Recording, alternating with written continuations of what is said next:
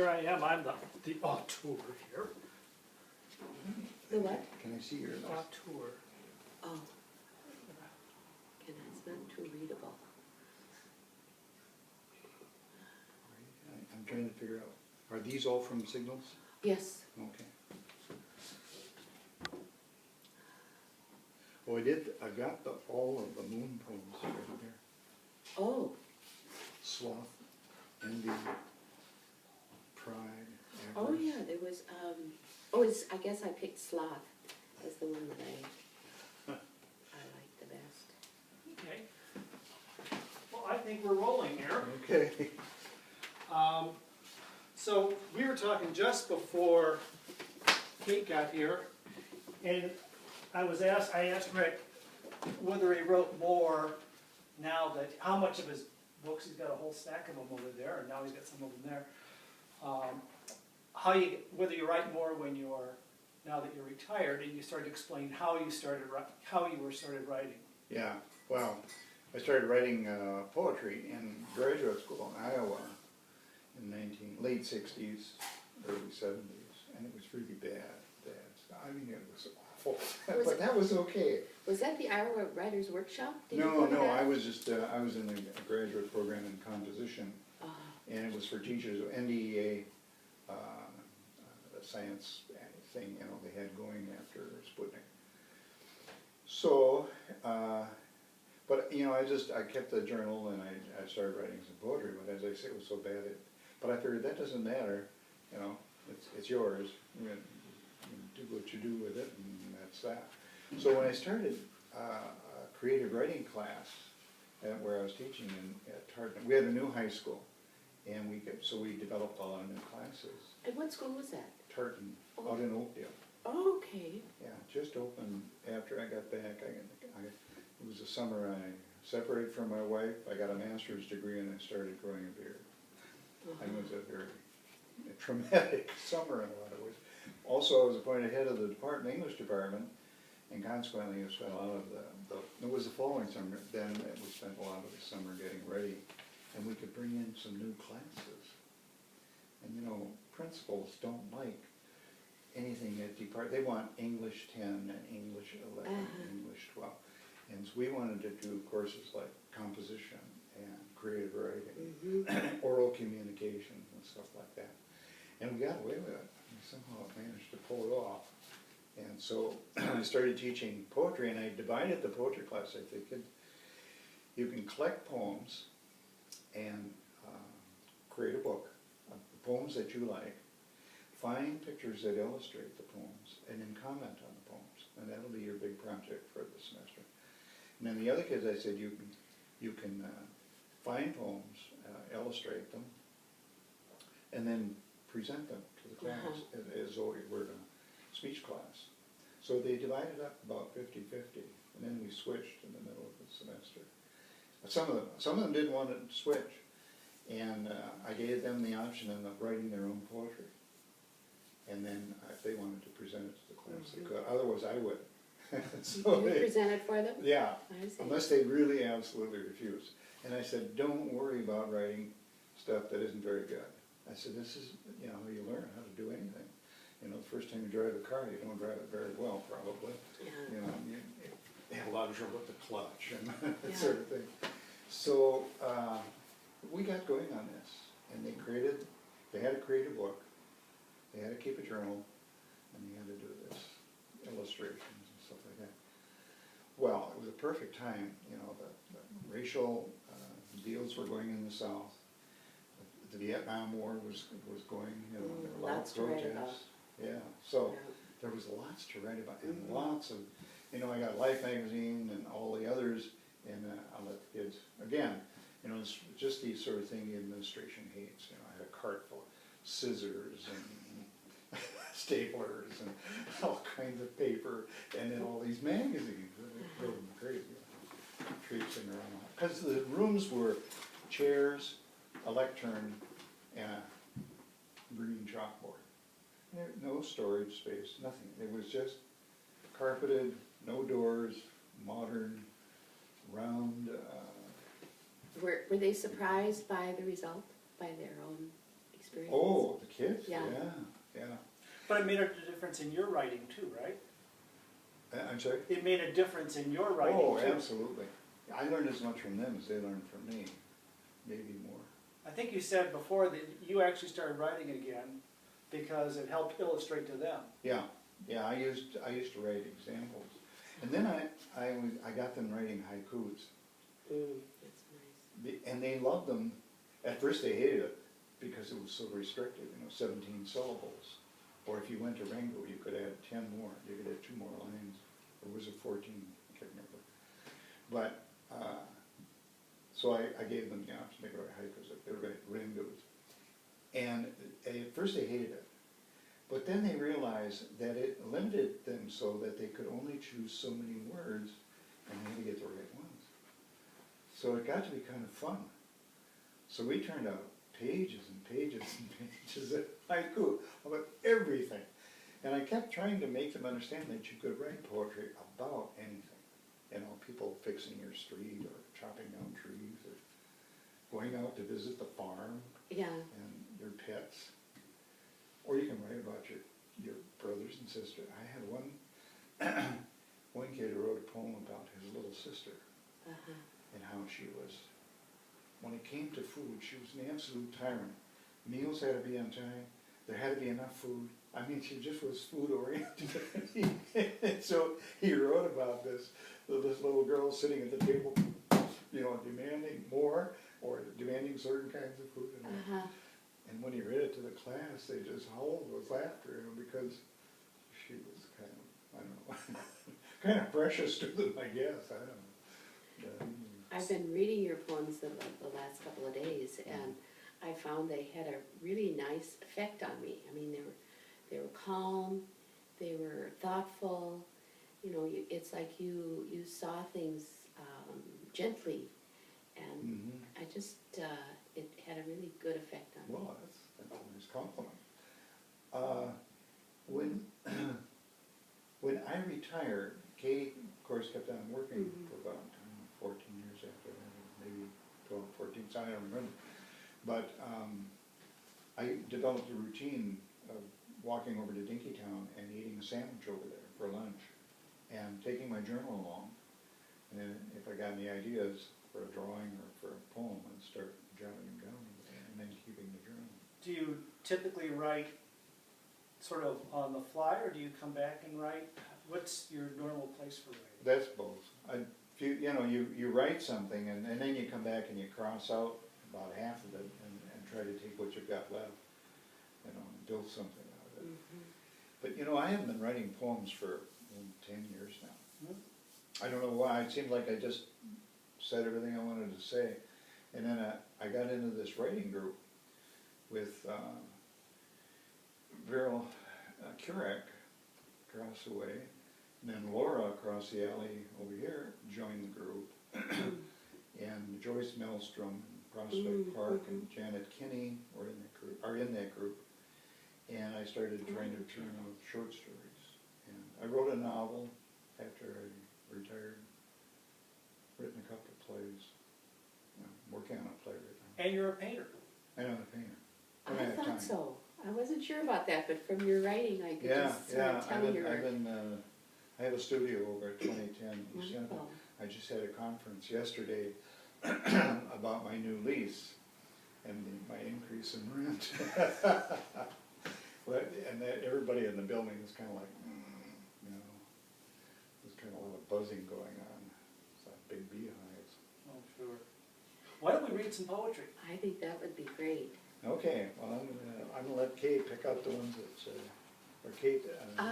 Well, this, how about from Signals from the Earth, and Practical Lessons. I didn't write down the page number, but We'll have to look at I think they're all in order. Where is it? There it is. 29. Page 29. So I wrote 4 chapbooks. Like this, yeah. Yeah, and the first one was The Mayor of West Duluth, which was a joke because West Duluth didn't have a mayor. That's where you're from, right? Yeah, but we had this little Irishman, he was maybe 4.5 feet tall, And he'd get drunk and go down the street and stop everybody and tell them that he was the mayor of West Duluth. Darby O'Brien's the name. Darby O'Brien, I am the mayor of West Duluth. And he would stop you whether you were an adult or a child. And of course, a kid would get this message and look at him like, what? So that's why I wrote a poem about him. And, or no, I guess he's just in the introduction. But that's why I named it the Mayor of West Duluth. Well, okay, I see why you chosen this one. Oh, well, I forgot all I about can't remember this the one. reason, but I know Yeah. I liked it. This one's called Practical Lessons. Suppose a portrait of a man in a room with bookshelves, poetry by many authors, poems in many styles to read and envy. A portrait of a searcher wondering who he is and why he started producing poems at the age of 60, when till then, most would agree, he seemed fairly normal. The trio of cats watch him, clickety-click away, yawn, gaping pink mouths, showing white fangs, thinking their secret ancestral carnivorous thoughts. At least he's here to feed them on demand. Open and close the door. He's good for something, as long as he doesn't lower the heat or the shades in the many windows. That was It's a fun. nice one to start with. That was fun. That was a fun poem to Well, write. I've spent the last week taking care of my daughter's cats, Oh. so I really like the description of the Well, cat. we've always had at least one cat here, and much to Tom's dismay, he's allergic to cats. I'm allergic to cats. Oh, And yeah. of course, every cat knows, if there's one person in the world, in the room They'll who's go there, allergic, huh? they're gonna go bother him. Oh. What was it? Well, the next one I have is Cancer Ward, which is, Cancer. I think, nearby. Yeah, that's page 7.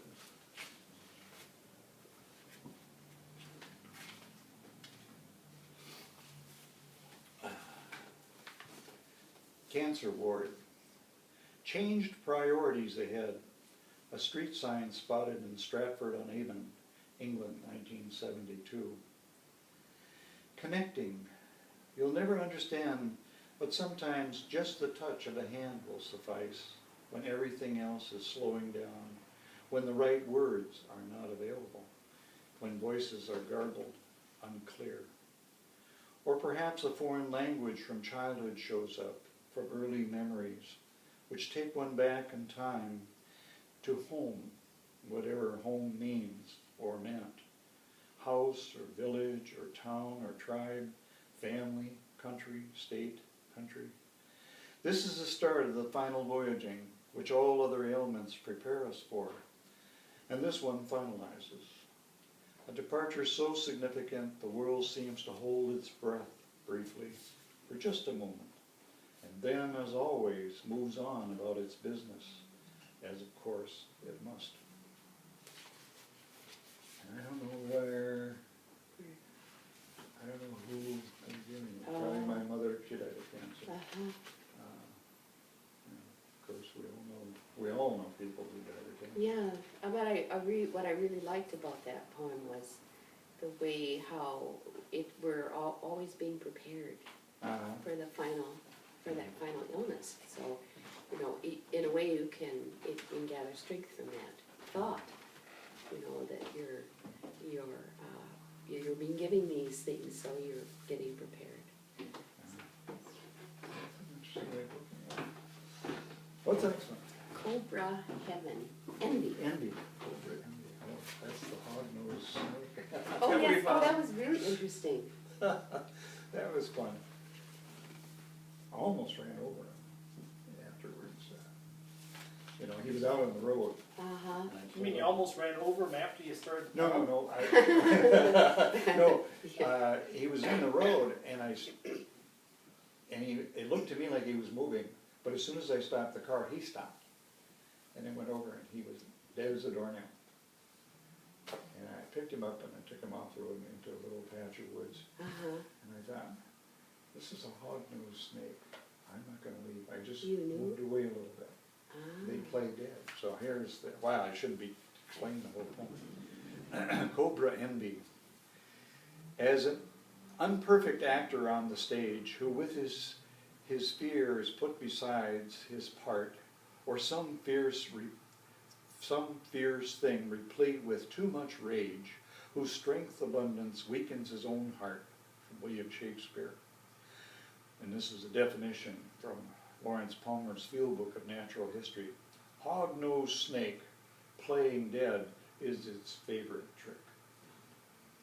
Ah, my dear, there you were, stretched out in the sunshine on the warm asphalt of the county road, and I did believe you dead.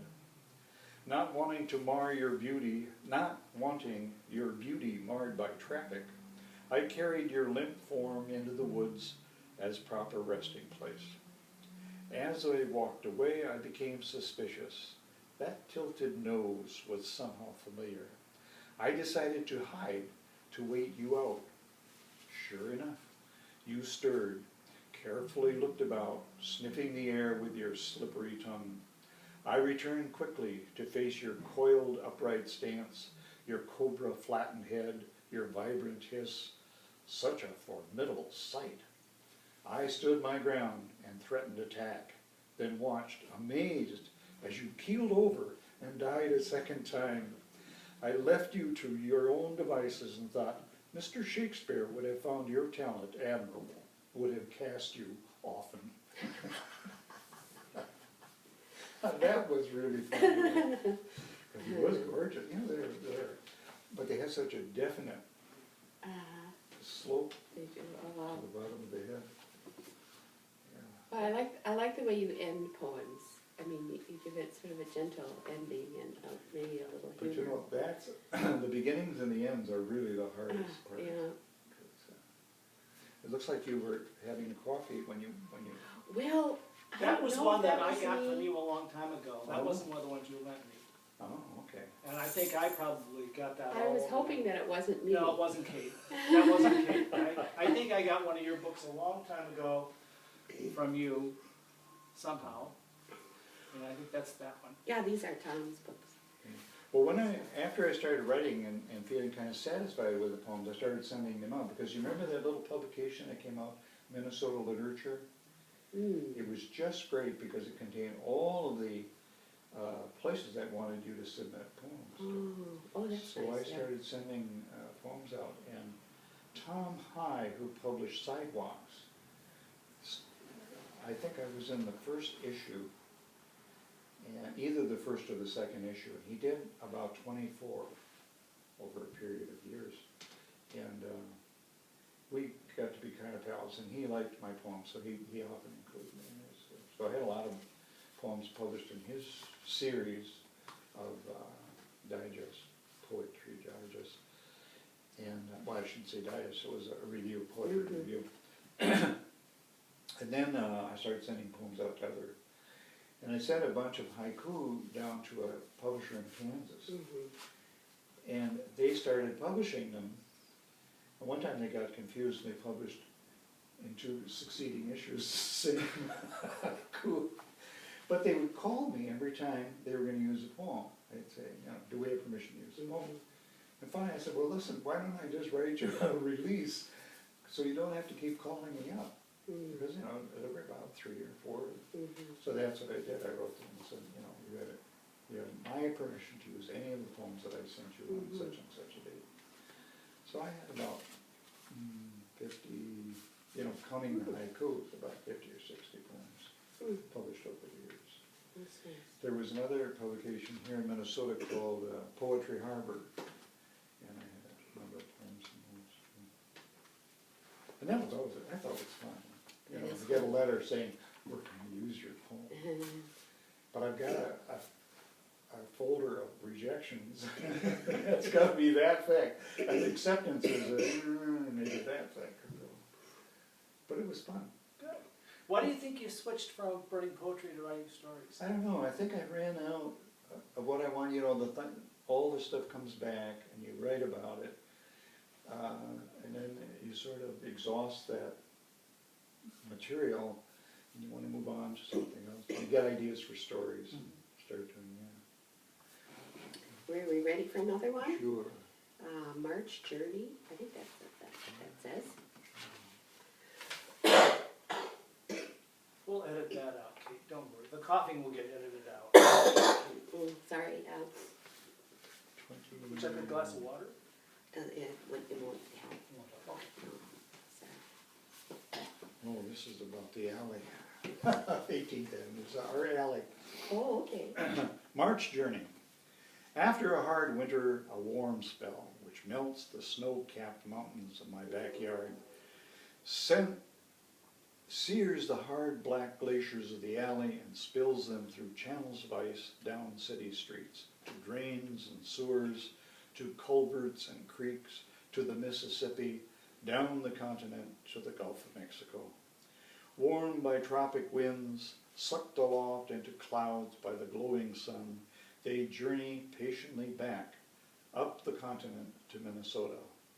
Again, Arctic air swirls them into flakes, which float gently down to form new drifts in my backyard. But only for a time. Ever so slightly, the roots of flowers, like threads of steel, are beginning to stir, and they too will not be denied. It's just so Minnesotan. I just loved it. That's that sort of last part where it's all dirty chunks and stuff. Yeah. And we go through it every Yes, year. yeah. But it's fun, when you're writing a poem, you get to a certain point, like this one, I remember that, the business about, then what happens? Yes. There's always okay, that happened, this happened, well, then what happened? And then I like the business about the flowers taking over, and very they've nice. they've got their mission. Yeah. And they're gonna do what they do. And you can feel a little bit better about at that point. Exactly. Do you have a poem you want to pick out, Rick?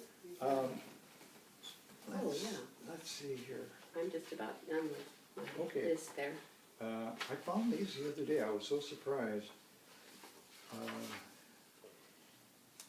This poem I wrote sitting in one of the coffee shops in Dinkytown.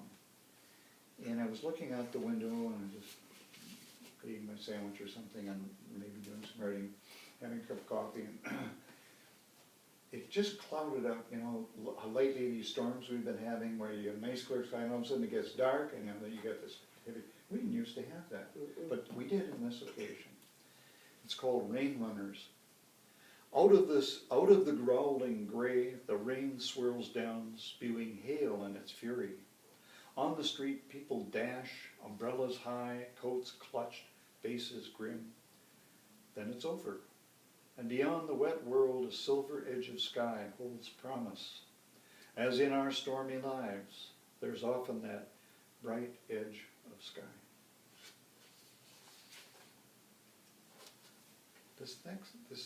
This one's kind of long. It's from the mayor of West Duluth. I don't know if I should. Go ahead, Rick. We got time? We got time. Well, this happened when I was a kid, and I've always been able to bring back the memory absolutely clearly in my mind because it was so traumatic. It's called Playing Guns in West Duluth. Even when I saw, in what seemed like slow motion, the policeman draw his .38 revolver, Smith & Wesson, police special. At 10 years old, I knew guns. I knew Colt, knew Smith & Wesson, knew Ivor Johnson, high standard. I couldn't believe he would shoot down into the head of Donnie's dog, a white terrier I had shot so often with my cat pistol, or my cork-popping rifle, when he was a bear, or a lion, or a tiger. Now thrashing about with his twisted, broken back in the soft turf on the side of the street. But fire he did, while the crowd of kids watched, amazed, all holding our breath together. We knew this dog, not this officer, nor the driver of the killer car. Donnie was gone, his family nowhere in sight, to see this death marked by the roar of a real pistol, a .38 caliber Smith & Wesson police special. I could see the worn spots on the bluing, and Donnie's dog went limp after slamming against the ground, behind his ear a small hole, while his blood soaked the earth beneath, and we all exhaled together. It was kid, 10 years old, and he got hit, and then it was quite obvious. So it was a mercy killing. It was a mercy killing, yeah, there was no way they could have. It would have been, yeah, it would have been hard to see. Yeah. When do you think you wrote that? When do you think you wrote that poem? Gee, it's hard to say. But you know, Mayor West Duluth was the first chapbook, so. So it's in there? It's And in this there? is in there, yeah, Oh. yeah. They're all poems about Duluth in one way or another, or most of them. And you wrote that after you retired? Or you published it after you retired? Yeah, they came out in the early 90s, I think. What other ones did you know? Well, I thought that the title poem from this book would be Let's see good. where that is. It has such universal thoughts in it.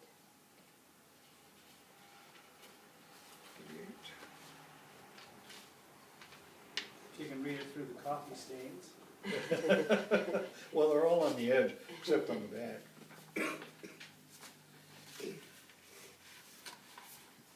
Oh, this one, I haven't thought about this poem for a long time. Signals from the earth. Up and down the bands we dial constantly to cover the frequencies, the electric waves of love, of joy, of longing and belonging. We have tubes and transmitters. We amplify weaker signals. We are high fidelity, stereo multiplexity.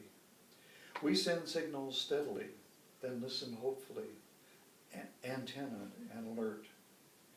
We thrive on the many signals in this world, each of us a member, a special receiver, trying to stay connected, always awaiting answers. That was a fun poem for me. It is And it just- more true today than ever. Oh I gosh, think. yes. You know, it's multiplied Yeah, you tremendously. watch people walking around, you know, telephones, and, or else you don't see it anymore, you know, it's got that thing up by the ear, and the person is walking around talking, Yeah, and they'll be in the hall of our building over at 2010, you know, where my studio is, and I'll look out and I'll think, who are they talking to? I don't see anybody else. Then I realize it's a, It still seems odd. I feel the same way. You see Yeah. somebody walking down the sidewalk and you can hear them talking and they're alone. yeah. And the first question is, are they goofy? Yeah, that's right, because in the old days, when somebody talked like that, you knew they were talking to themselves. but you put an emotional quality to it, you know, that they're looking for connectedness and love and belonging and, you know, so Oh, it's, that search goes on. You know, one of my most interesting experiences, the first year I taught, other than student teaching, I taught in Cambridge, so where the mental hospital was, still going strong at that time. And I was directing the junior and the senior class plays. And I was doing my first play, was Great Expectations. And the principal called me in, he said, has anybody told you that we traditionally do dress rehearsal out at the state hospital? And I said, what? He said, we take the play out to the state. But I said, what about the set? And he said, well, we just do without the set. And oh my God. So then I had to tell the kids. Well, some of them already knew this, but I had a really good cast. And they were great kids, and they did a fine job. So we went out to the state hospital. This would make a poem. And the audience was there, you know, and we did the play. And they laughed in all of the most inappropriate places. And they had a the whole thing was a comedy to them.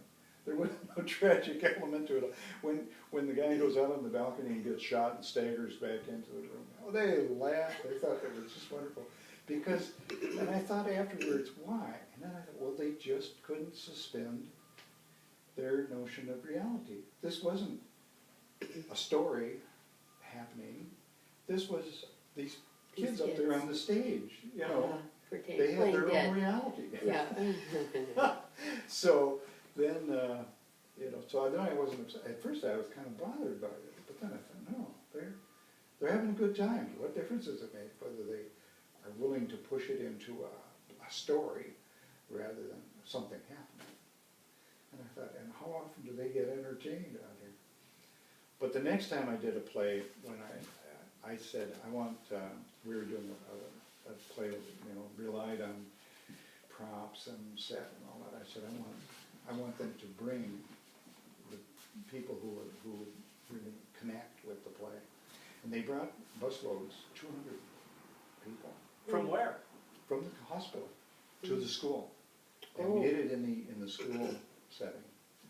And they were a much better audience, of course, because they were chosen. They weren't just all of them. I found out then when I was out there that a lot of people there were epileptics.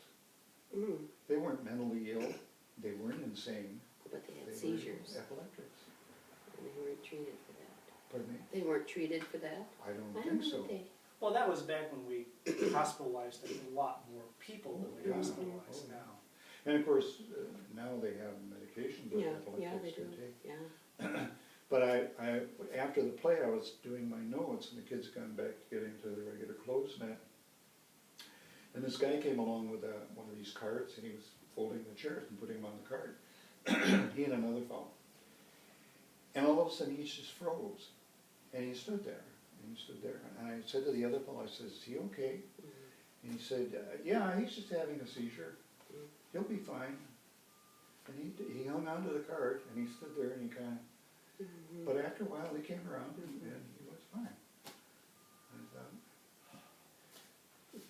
do these guys belong in a mental hospital? The other guy was so helpful, and I said, do you know him? And he says, yeah, and he says, and I'm epileptic too, so I have seizures. So he said, I know what he's going through. Well, that was really, it was a very great learning experience for me. I'd never been exposed to anything like that, you know. So, well, let me see if there's any others that are in this batch. Well, here's one you will probably like. I don't know if it's in any of the books. It's called Snowball. Just for fun, let's decide how the world we know will end. Imagine stark beauty of a new ice age, a crystalline closing down and clearing away to quietude, a cold journeying through space, no end in sight, one with the other chilled heavenly bodies, traveling endlessly, quietly, eternally, with as much or as little purpose. That's A one of good my weather favorite. one, I like that one. Minnesota. Yeah, you see the earth, just this cold rock. Not ending in fire, ending in ice. Yeah, like Robert Frost says, some say the world will end in fire, some say in ice. From what I've tasted of desire, I hold with those who favor fire. But if it had to perish twice, ice is also nice and would suffice. He just wanted to rhyme all that. He just wanted to rhyme all that. Yeah. I really, I used to read Frost to my kids and say, you know, you look at modern poetry, it's so esoteric and it's so arch and it's so arcane, and it's got this kind of, you know. And then you go back to some of that like Frost or Emily Dickinson, and they wrote about something or some happening, something was going, there's meat there. And these new poems you read in New York, and afterward you read it and you say, Don't you think that's a sign of modern confusion? well, it confuses me. I have no idea what they're talking about, you know? And it's clever. Sometimes there'll be something really neat and clever about it, but I think of let's say a play where one of the characters says, I'm so tired of things being clever. Yeah. That's all modern people are today, is clever. So, but I don't know that I feel that way. Should we do the moon? Let's see, you liked Sloth. sloth. I have to find sloth here. I've got gluttony, slander, lust, pride, avarice, envy. Here's sloth. These are fun. I just really had a kick out of these. Tonight, and I think I did this series as a way of demonstrating to my kids you could write about anything. You know, insects, worms, leaves, trees, pets, anything at all. Being sick. Sloth. Tonight, the moon lies on the horizon, languid and supine, breathing sensuously in the vaporous clouds. As she contemplates whether to drift away, to quietly disappear and let the tides, like forgotten children, take care of themselves. Should we do more of them? Okay. And this is pride.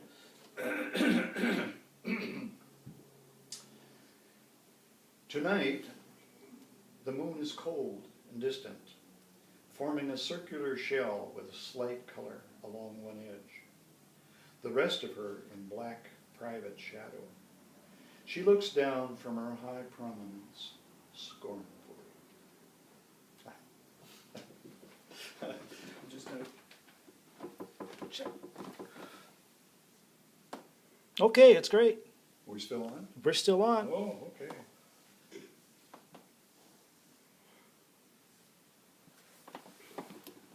I think we've been going about 36 or 38 minutes. Okay, really? Yeah. Well, here's gluttony. Tonight, a huge cloud in the shape of a moray eel swallowed the struggling moon. I saw her slide down his gullet, growing dimmer and dimmer. And then slander. Tonight, the dry, clinging oak leaves are whispering their suspicions about the broad, beautiful ring that arches a silver rainbow around the moon. And finally we get to lust. Tonight the moon struggles to free herself from the clinging grasp of the oak's branches. Her falling tears form the evening mist. It sounds like all your deadly sins occur at night. And to the moon. Yeah. This is the final one. Envy. Tonight the moon stares at the sun's golden flood, visible to her over the horizon of the world, and asks bitterly, why is he the one blessed with heat? And what she wouldn't give to have all the miraculous moisture of the earth. Now, are you going to do this with others? Yeah, what we're planning, I think. I mean, there's so many things people can talk about. You know, Yeah. Well, what I was thinking is, I just wanted to put together a series of readings that we could have on a website or do at a function, showing seniors in their homes and what a complex life they live. I was really kind of inspired by Bob Loudon, Yeah. who can't get out of his house and has produced a whole lot of stuff and lives a very, I think, satisfying life given his limitations. I was kind of also, I was thinking about the Yeats poem, picture and book, because I also thought maybe we could do painters as well. Yeah. And then Laura just did a book, We Are Still Here, a book about Dick Bancroft's photographs. This is Laura Woodstock. Yeah, across the alley. Oh, yeah. Well, this neighborhood is so rich in, people that. So I thought Laura had a point. I'm sorry we didn't get to Burnell. But I got Burnell's book, that she published about her childhood. Oh, it's a lovely book. Just, it was a year or two before she died.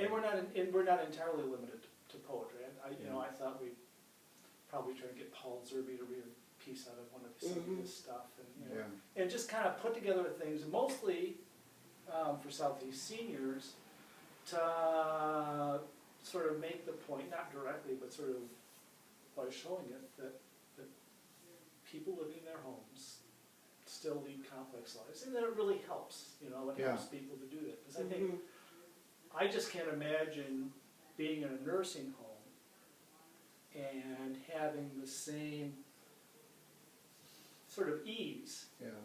and sense of your own private space that it takes to write. Well, I know some people who do though, like I have a friend, well, a woman in our writing group is down at Beckettwood, Really?